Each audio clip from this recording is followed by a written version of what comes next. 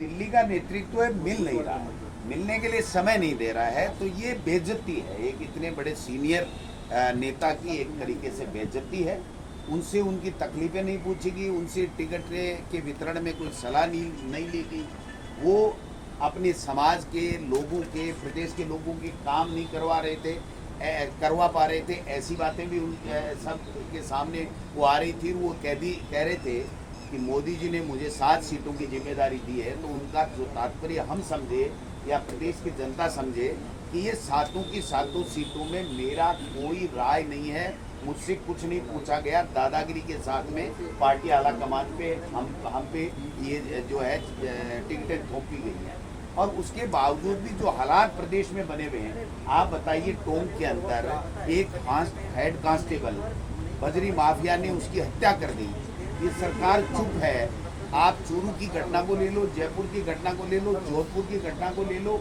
आज आए दिन दुर्घटनाएं हो रही हैं, अपराध बढ़ रहे हैं, और इस 6 महीने में तो इन्होंने एक रिकॉर्ड स्थापित कर लिया अपराध बढ़ाने का, और कोई जवाबदार है ही नहीं। मैंने कल परसों भी कहा था कि इस सरकार की स्थिति जो झाउलिया होता है उसकी तरीके से है। झाउलिया जो होता है उसमें जो ऊपर नकुले की वो होते हैं, सूल होती है, तो वो जब चलता है तो उसका पता नहीं चलता कि उसका मुंह किधर है, पिछवाड़ा किधर है, इसके पैर किधर है, इसके कोई हैग नहीं, और हाथ लगा के उसको चेक नहीं कर सकते क्योंकि वो सूल गड़ जाएगी।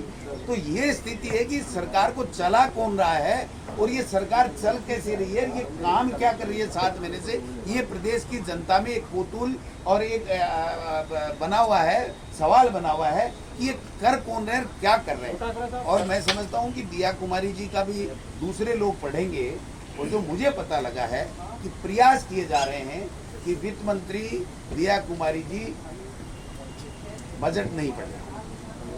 तो ये भी एक साजिश है। मैं समझता हूँ कि इसका समय आने पे खुलासा होगा, और बीजेपी के लोग कर रहे हैं, हमें इससे कोई वास्ता नहीं है। कौन बजट वित्त मंत्री पढ़े, मुख्यमंत्री पढ़े, जो कानून में है, जो इनको ठीक लगे, लेकिन इनके हालात ठीक नहीं है। कल हमने देखा था कि मुख्यमंत्री जी सदन में